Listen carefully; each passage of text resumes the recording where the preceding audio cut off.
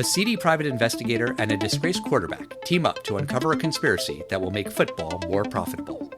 Listen as we discuss a senator who should stay home for the night, bulletproof pigs, and an epic exposition/trauma dump. Then we see if The Last Boy Scout stands the test of time.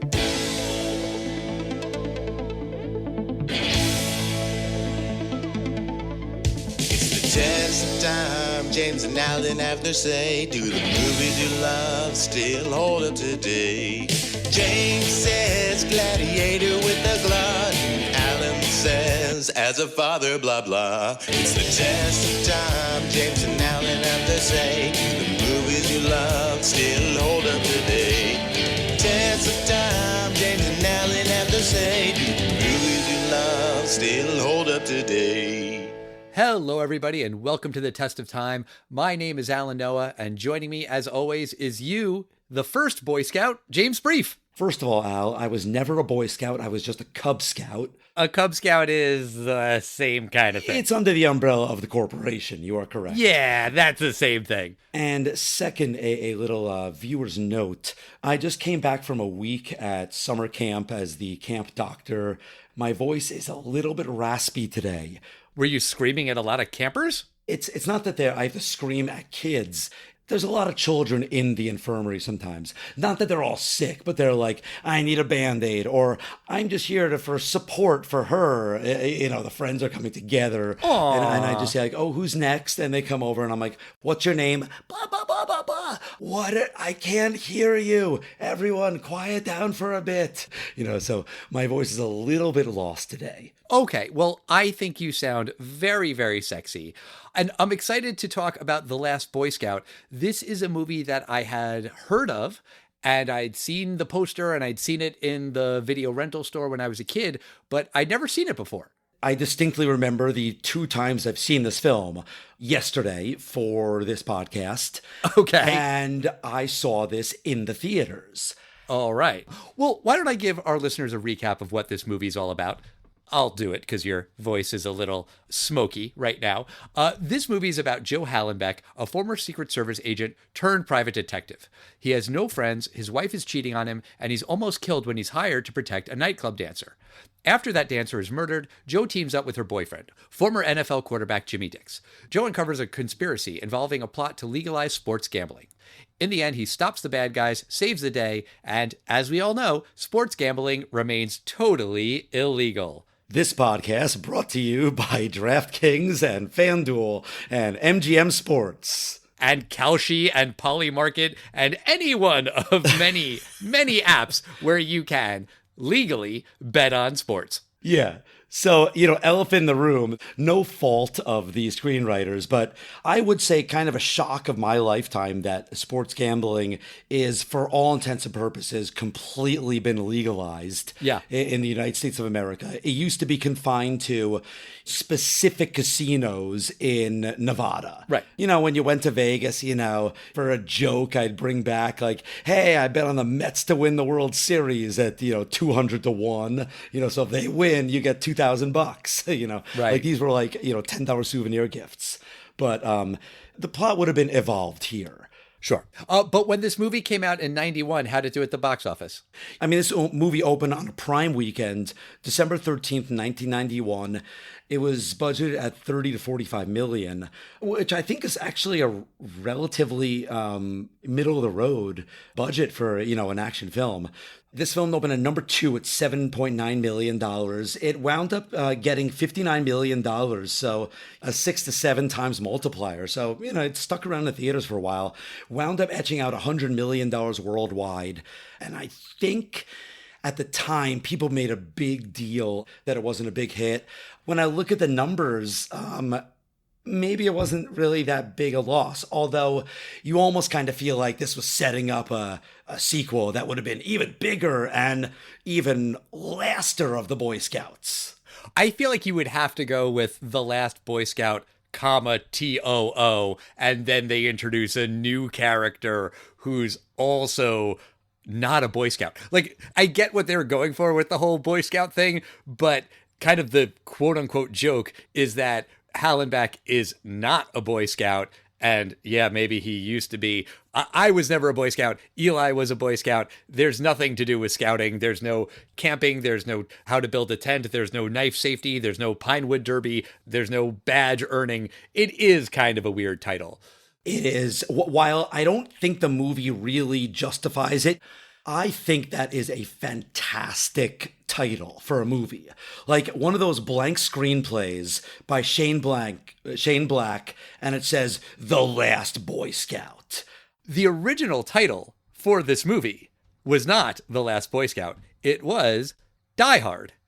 And Joel Silver was working on some other movie that was originally titled Nothing Lasts Forever, and he didn't like that title, and so he asked if he could take Die Hard and use it for the movie that we know as Die Hard. And so then this became The Last Boy Scout. But the interesting thing about Shane Black's script, it was a record how much he got paid. He got paid $1.75 million for this script. That was a record at the time. It was a record that didn't last too long. It was broken just a couple months later for Joe Esterhaus and the script for Basic Instinct.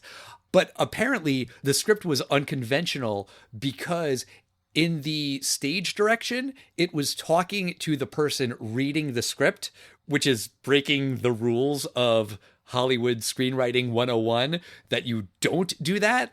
But he was just kind of making sarcastic quips about how cool this tough guy was, and you know how cool he is. And it caught people's attention because it was breaking the rules, because it was unconventional. And so they say, the original script is so much better than the finished product. This was a famously troubled production where Bruce Willis didn't get along with Damon Wayans, and Joel Silver was the producer. He was very hands-on, and he didn't like the direction that Tony Scott was going in, and it was all of these big male egos fighting with each other and pushing each other to make changes and make the script bigger and more explosions and yada, yada, yada. So even people who like this movie say that the original script was better. Yes, I read that as well. That's really interesting, the Die Hard thing. I'll just get into one of the few things that I remembered about this film. It's that opening scene. It's a very memorable scene, and it's the kind of thing that's pretty horrific and luckily has never come true because the movie is a bit centered on sports gambling. You know, it's obviously a fictional, like the LA Raiders or something. No, it's the LA Stallions versus the Cleveland Cats. Eye roll. And some receiver, he gets a call, and I love that test of time. Like there's a call for you on line 3, because of course he doesn't have a cell phone. It's 1991. Sure. And he gets a call from presumably someone in the mob, and they tell him that he better score some touchdowns or he's dead. And he gets the ball, and he's going for the touchdown, and he's about to get tackled by the opposing team. So he takes out a pistol, and he winds up murdering at least one of the players. Maybe not all of them were killed. And I remembered forever that line he yells, "Ain't life a bitch?" and then blows his brains out. I have to say, that is a hell of an attention-grabbing opening scene, in my opinion. You left out a couple things. First off, before he goes onto the field, he takes a drug of some kind, which I think is important because otherwise, he probably wouldn't have shot people if he just needed to score some touchdowns. I mean, he didn't help his situation by killing people and then killing himself. That's true, but he also had a loaded gun with him, in the locker room. Yeah, which is weird.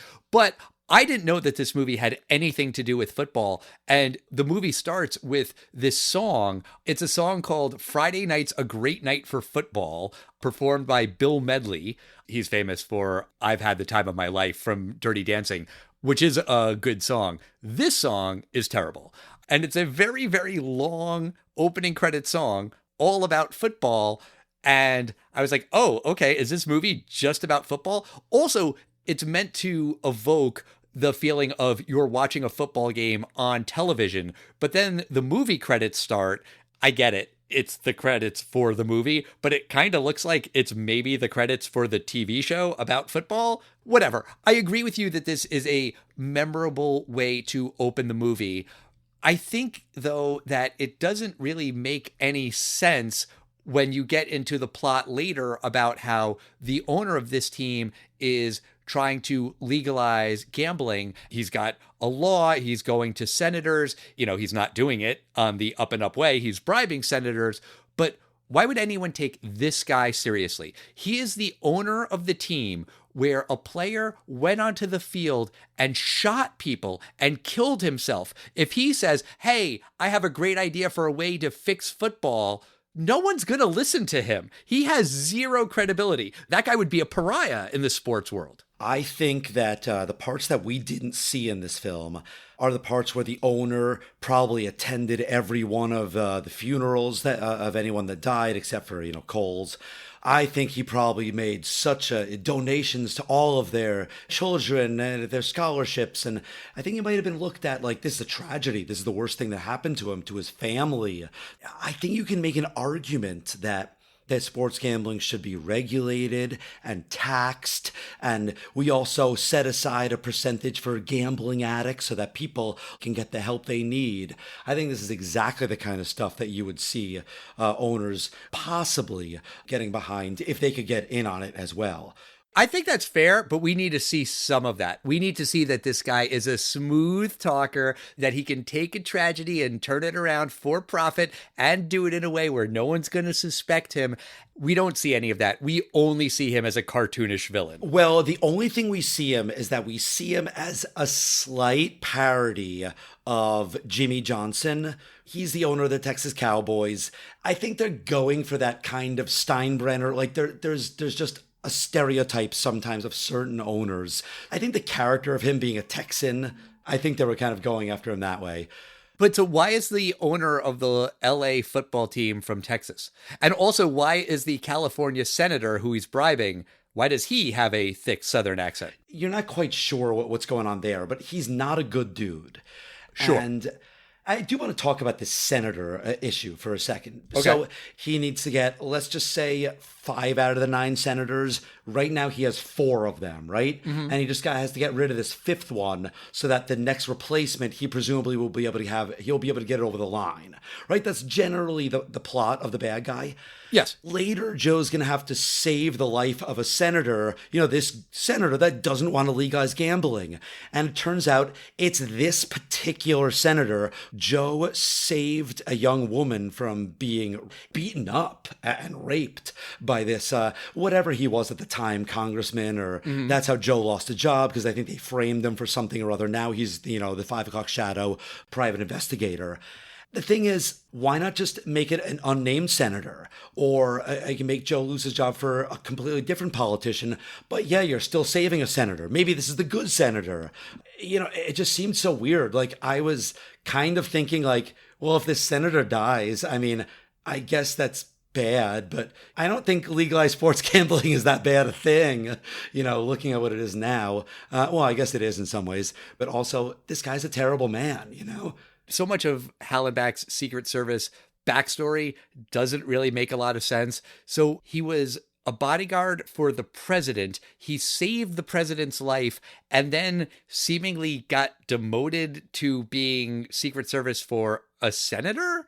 That doesn't really make sense. I would think if he saved the president's life, he could maybe retire as a hero or maybe continue working for the president. But then, no, they bump him down to a senator? Why would they do that? No, the way I saw it was saving the president's life. He gets to get, a plum job. You just guard this random governor, or whoever he is. That seems to be probably a relatively easy job. Who's murdering senators? That seems to be a good job to give a hero like Joe. You know what? I will buy that.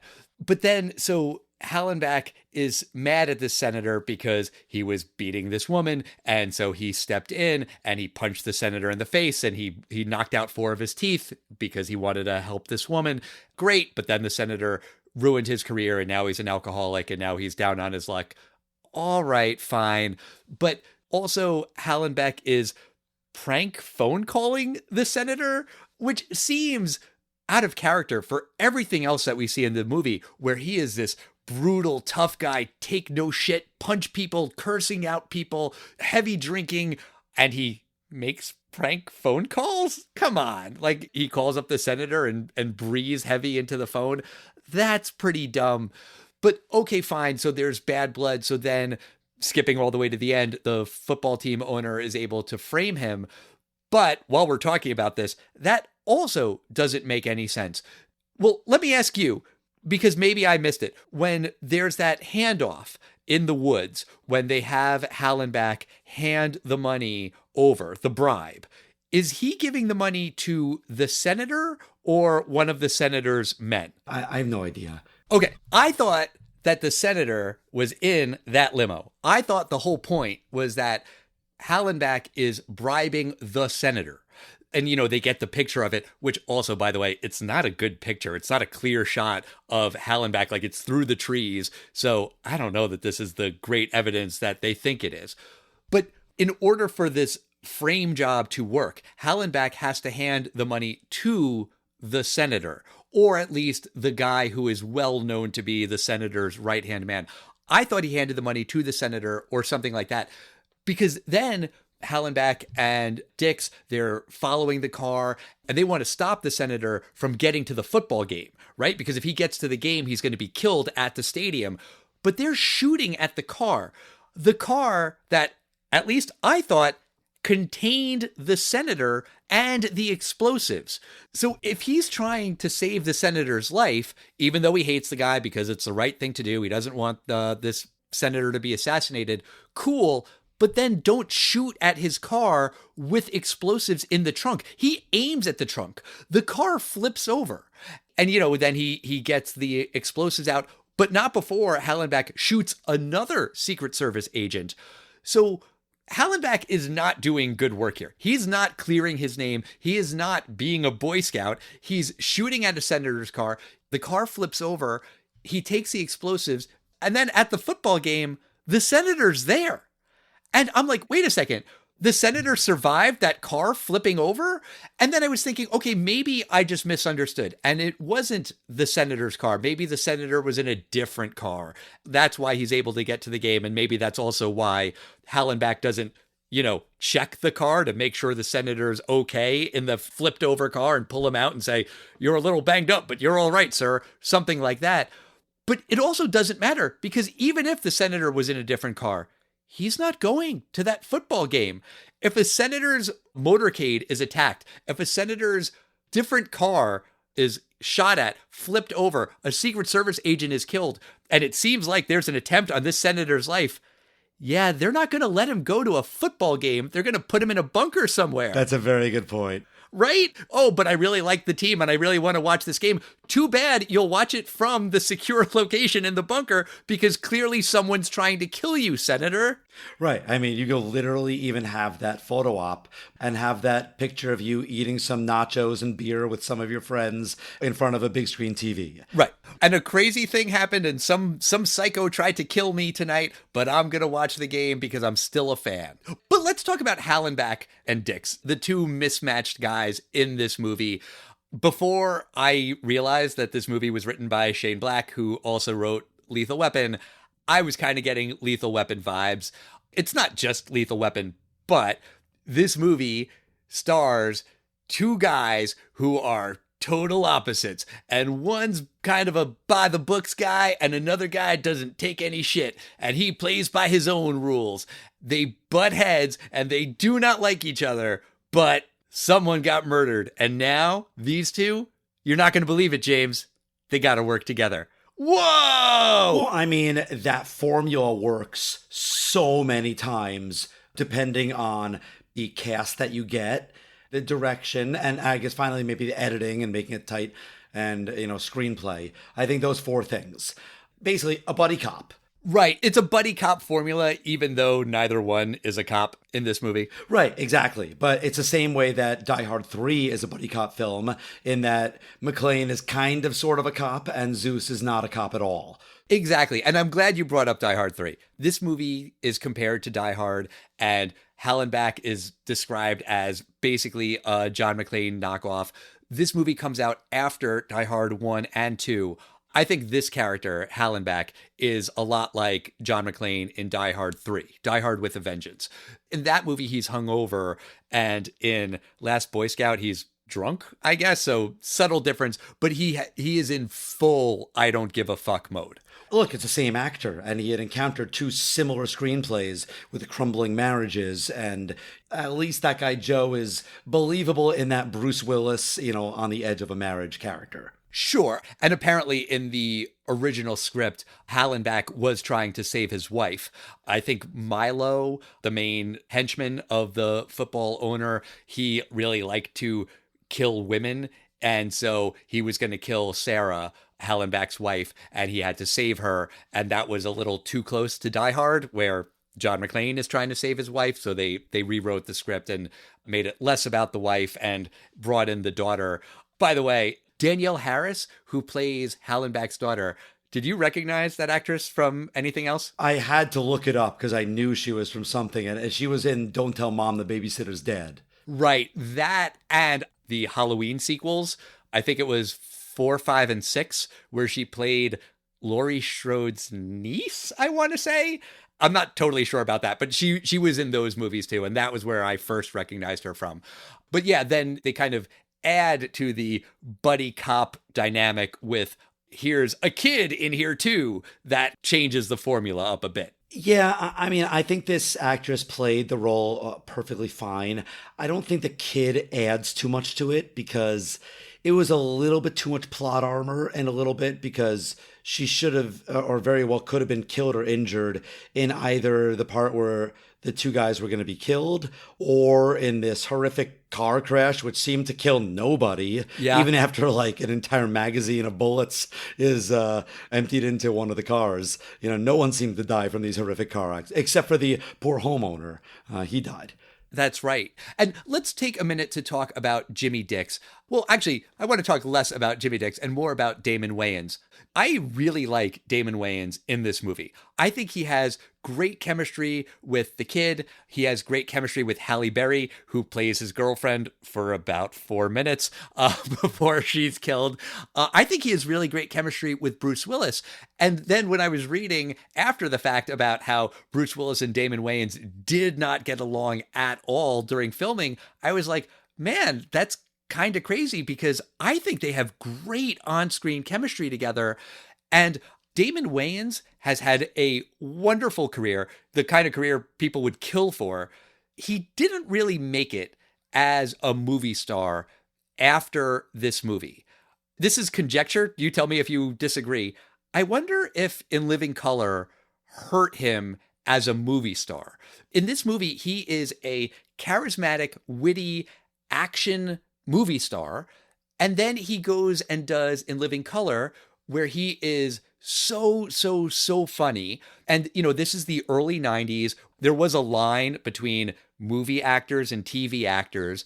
And I wonder if he just got pigeonholed as that funny guy from TV and not that movie star who can carry a big budget blockbuster. Maybe he didn't care. Maybe he was happier to do TV. But I feel like he could have been a huge blockbuster star. Damon Wayans, he's hysterical. And sure. Some In Living Color sketches are very, they may not stand the test of time. I'm sure. But some of the Homie the Clown ones are hysterical. And it's just him as an angry clown. I think that this film, in addition to a lot of other films, are the reason why he failed as a movie star. Just at the end of the day, it comes down to box office receipts. Yeah. This film was his shot. If this had taken off, he would have had a ton of roles in the 90s as a bankable star. Yes. But when you look at his filmography, he winds up headlining a lot of films in the next couple of years. Major Pain, Celtic Pride with Daniel Stern, that was a flop. He was in The Great White Hype, that didn't make money.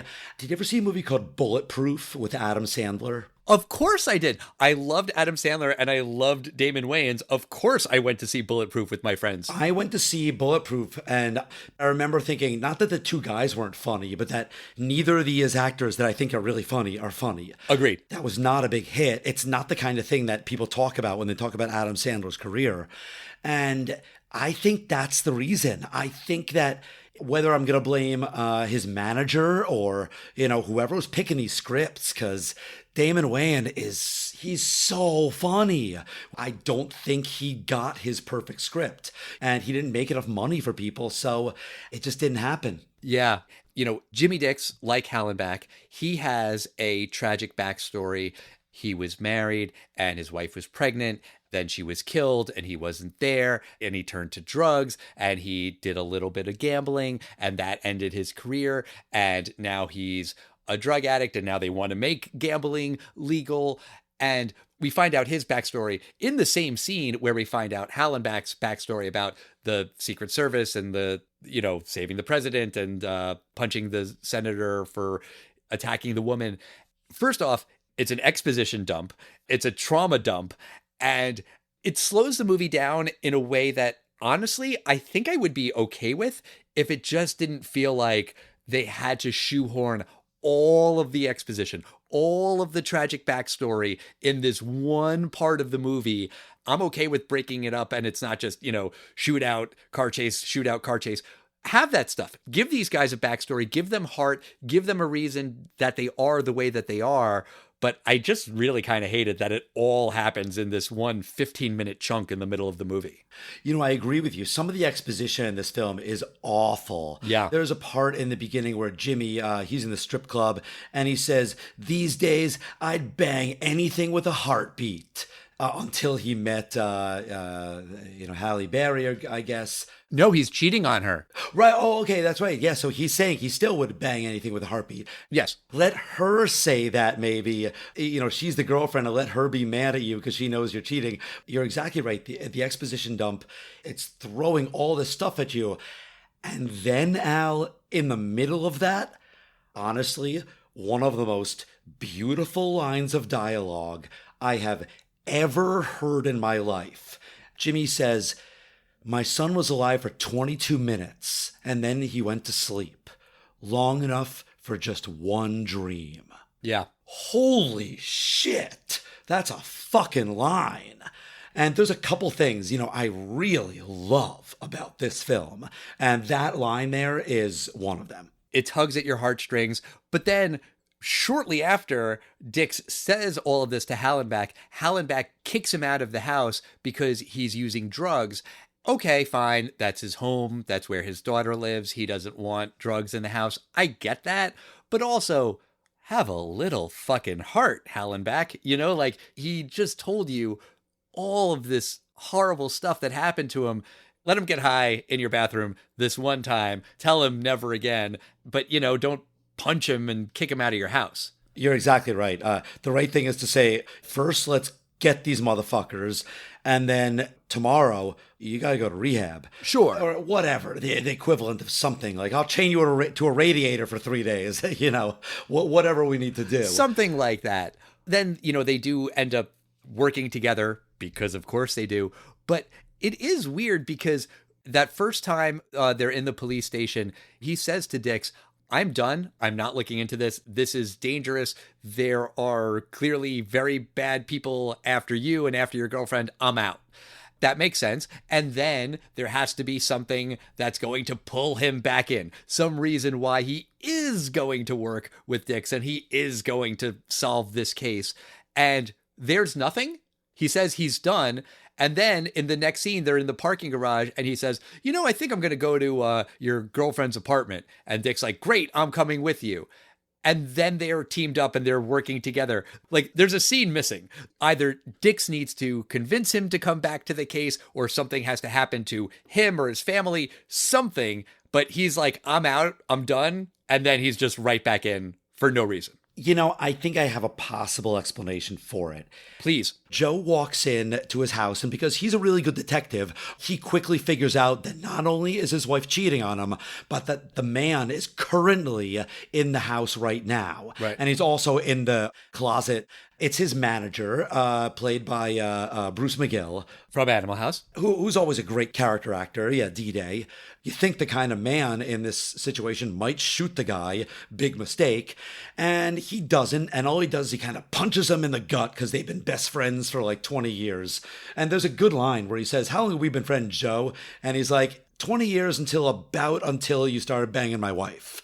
Joe was not supposed to find out about this affair. The manager, Bruce McGill, still wanted him to have the job, and we later learn that his manager gave him the job specifically because he thought that Joe was going to get killed and that he'd be able to take his wife.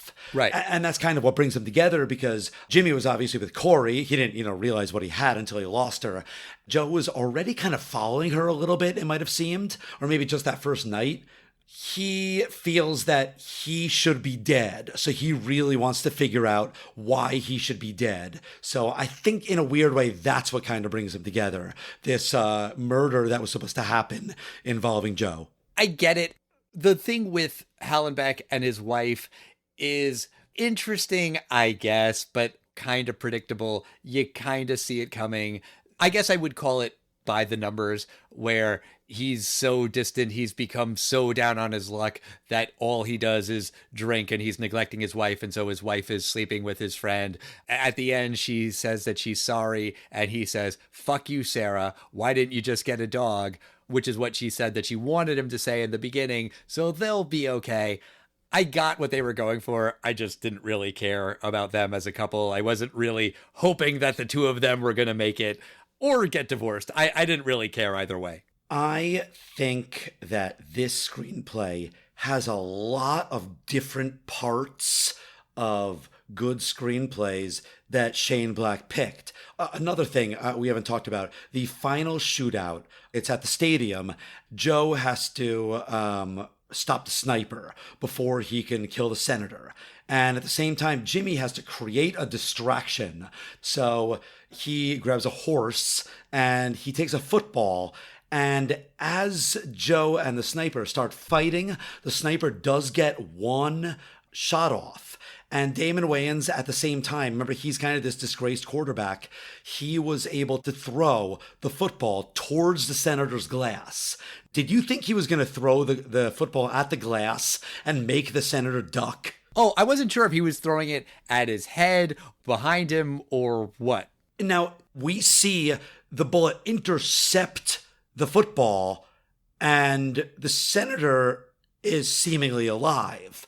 Are we to believe that this football absorbed the bullet completely? Yes, that is what we are meant to believe. Like, as in, the bullet has penetrated the first part of the football and got trapped inside that football. When they recover that football, or parts of it, because it kind of exploded, the football. Right. Then the explosion of the football was so great that it knocked the bullet harmlessly, like, let's say, onto the grass. Everybody knows that pigs are bulletproof, so it makes perfect sense that a pig skin would be bulletproof. The obvious answer is, like, give this NFL quarterback, who obviously, kind of wants his redemption moment, he still could be playing in the NFL, have him throw it at the glass and the senator ducks, and he saves the day. Give him another chance in the NFL kind of thing. Also, that happens after the evil football team owner shoots Dix in the hand. And he does that because he's a prick and he hates him. He shoots him in his non-throwing hand. I guess that's nice of him, but the reason that Dix is involved in this conspiracy is because his girlfriend, Corey, played by Halle Berry, was trying to get him reinstated onto the team, and so she's lightly blackmailing him. She doesn't care about the whole senator conspiracy thing. She just wants to have a little bit of dirt on the owner so Dix's career won't be over. But the point that the owner is making is, oh, you think your girlfriend was going to get your career back? Your career's done. Shoots him in the hand. That's fucked up. That's evil villain shit. But it makes sense. But then, no, he just picked the wrong hand. You would think the owner of the team would know if your former quarterback was a lefty or a righty. Yeah, they didn't exactly pull a kingpin here where they, took away the guy's dominant hand. Exactly. That is a good point. When the owner was talking about Corey, and he's like, that whore was a great piece of ass or something, Jimmy, Damon Wayans, is like, call her a whore again, and I'm jumping over this table. Maybe I'll make it to you, maybe I won't, but we're going to see what happens if you say that word again about Corey. I like that. However, the setup was owner sitting at his desk. Damon Wayans is standing in front of the desk, and like 3 or 4 bodyguards have their guns pointed at him 6 to 10 feet away. You can't shoot in that direction or you will kill the owner. It's not like there was a gun straight to his head and he's saying, maybe I'll make it, maybe I won't. I just thought that was a mistake, even though I love that line. But I do want to talk about the final bad guy's death.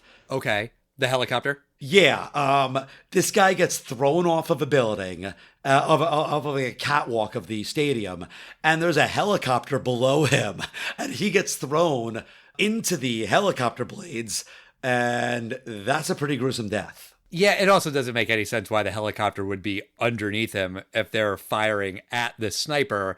Yes, and one thing I also didn't like about that death is that this bad guy, Milo, he possibly might be dead before he hits the helicopter. They fire like 12 bullets at him, like when security gets to him. Another thing that was kind of weird was after he dies, there are clearly shots fired at a stadium and at a senator. Everyone, instead of running out in sheer terror panic, is just cheering because they presume the threat is completely gone now that one man has been thrown off into a helicopter. And presumably I have to assume that a significant part of the population of the stadium was just peppered with some blood mist, right? Yeah, I mean, also, then Hallenbeck starts doing a little jig because he said earlier, when this is over, I'm going to do a little jig. They introduced that way too late in the movie. But then everyone's watching him dance and the cops are like, oh, that's fun. Yay, he's dancing. And the crowd is like, yay. Also, how do they know he's not in on it? Aren't they going to arrest him and be like, we'll clear this off, clear this out? A senator was just shot at from this catwalk and you're also here, very bloody. Like, hold it, stop dancing. Yeah, the cops would immediately go after Hallenbeck and still treat him as a threat, jig or not. The crowd would be screaming and running for the exits. This is definitely going to hurt attendance for this fictional LA football team, especially considering that this just happened a couple weeks after their other quarterback killed people on the field. Sports gambling is not going to help at this point. But the last scene of the film, that is the scene that sets up the presumed sequel that we'll never see. Joe says to him that he basically offers him a job. And he's like, yeah, and when we beat up people, you got to learn the trade. What's that, Joe? Like when you beat up a surfer, you're going to have to say, surfs up beforehand. I don't know why, but it so works with me. The way Bruce Willis says it, I'm like, yeah, of course you do, because you're Bruce Willis. That's a great line. I hated that. If this was the kind of movie that was an action movie that was poking fun at action movie tropes throughout the movie, okay, sure. Then at the end, you could have a bit of a conversation about one-liners before you punch the bad guys. That's not really what this movie is. Although, that said, they do use the phrase, the bad guys, a lot. Hallenbeck and Dix are like, you're the bad guy. We got to get the bad guys. Point the gun at the bad guys and shoot.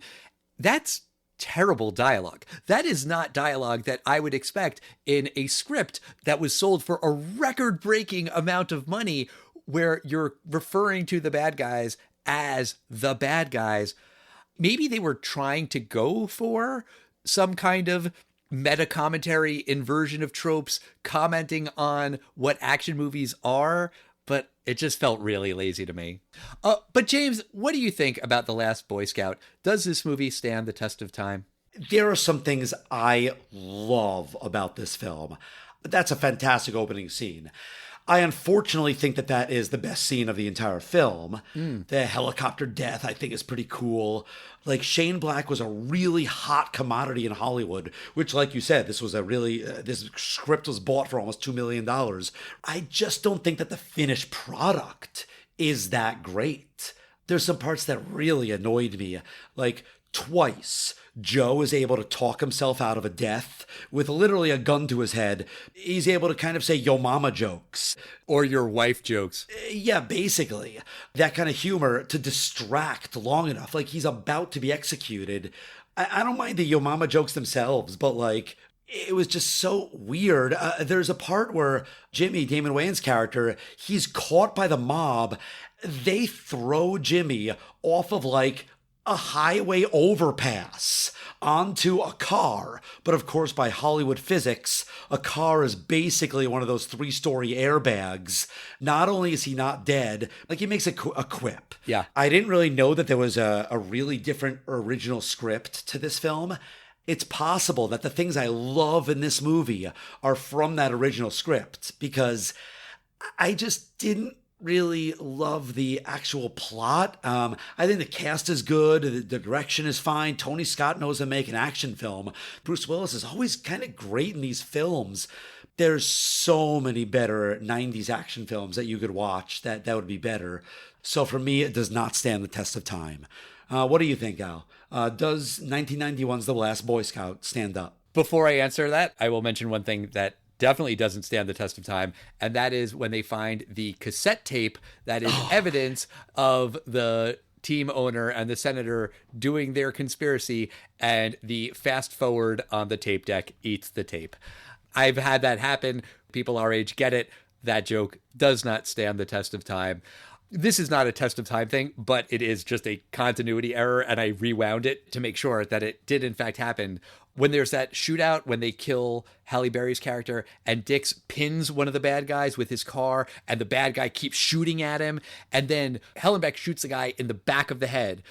You see him get shot, there's blood or a bullet or something that comes out of his head, and then the bad guy says, "Ah!"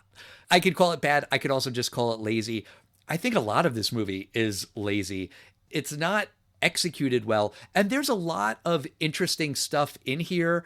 It's about this failed marriage. It's about a guy who was in good graces in society. He was a quote unquote Boy Scout, and then he's turned to alcohol and his life has gone to shit and he's not there for his family.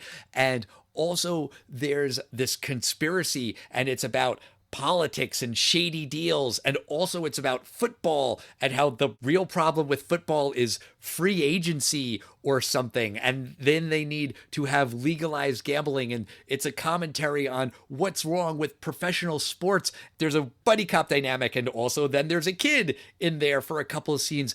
There's so much stuff in here. Maybe pick 2 or 3 of them and make that your movie. But by overstuffing all of these ideas, they're all shortchanged. Nothing is really compelling. Nothing is really interesting. I don't walk away from this movie thinking they really made a good point about football or friendship or family or anything. And, look, if the movie wasn't going for that, if it was just going for big budget explosions and shootouts and car chases and good guys killing bad guys, okay, fine. I like the fact that it tried to be more than that. And I can believe that the original screenplay was, in fact, quite brilliant and was a great action movie that also had this other stuff on top. But what we have, honestly, it just feels bloated. It feels like there's too much in it and none of it really works. I guess some of the action stuff is cool. Bruce Willis and Damon Wayans do have good chemistry. Maybe there could have been a couple of good movies in a franchise centered on these characters. I could totally buy that, but I didn't really enjoy it. I know it kind of sort of has something of a cult following, and people have revisited this movie and it has its fans, and I can see why people like it, and maybe you can kind of laugh at some of the corniness and its quote unquote camp in a way, but it doesn't work for me. I'm going to say this movie does not stand the test of time. That's going to do it for us this week. I am so excited for next week's episode. We have a very, very special guest making her podcast debut. My daughter is going to join us to talk about 27 dresses. I am incredibly excited for this. In the meantime, we want to hear your thoughts on The Last Boy Scout. You can talk to us at Test of Time Pod on Facebook, X, Instagram, and Threads. Let us know what you think of this movie. Do you disagree? Do you love this movie? Are you mad at us for saying that it doesn't stand the test of time? That's okay. Come at us in the comments. It's fine. We love hearing from you. And we'll see you next time, everybody. Bye.